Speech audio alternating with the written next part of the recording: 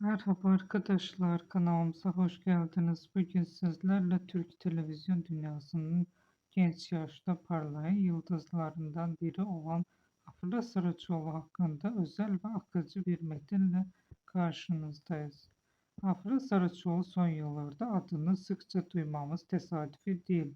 Onu farklı kılan şey sadece güzelliği ya da ekran enerjisi değil, aynı zamanda doğal oyunculuğu ve sahiciliği.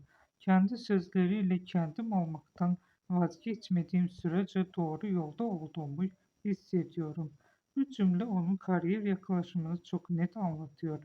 Genç yaşta oyunculuğa adım atan Afra Saraçoğlu kısa sürede dikkat çekmeyi başardı.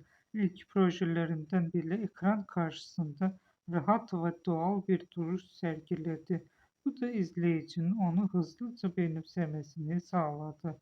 Ama onun hikayesi sadece hızlı bir çıkıştan ibaret değil. Her rolünde kendini geliştirmeye çalışan, farklı karakterleri dönmekten çekinmeyen bir oyuncu profili çiziyor. Romantik sahnelerden dramatik anlara kadar geniş bir yelpazede performans sergileyebiliyor. Ve belki de en önemli özelliği şu: abartısız yolculuk. İzleyici onu izlerken oynadığını değil, yaşadığını hissediyor.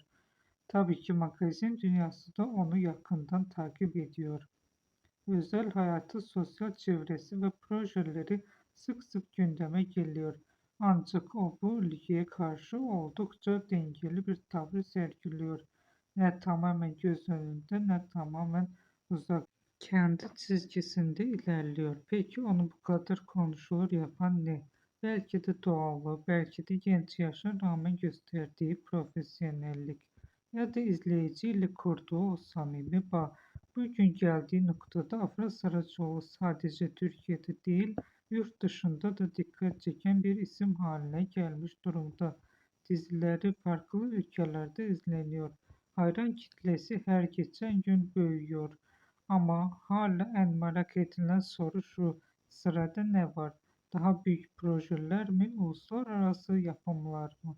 Yoksa tamamen farklı bir rol mü? Zaman gösterecek.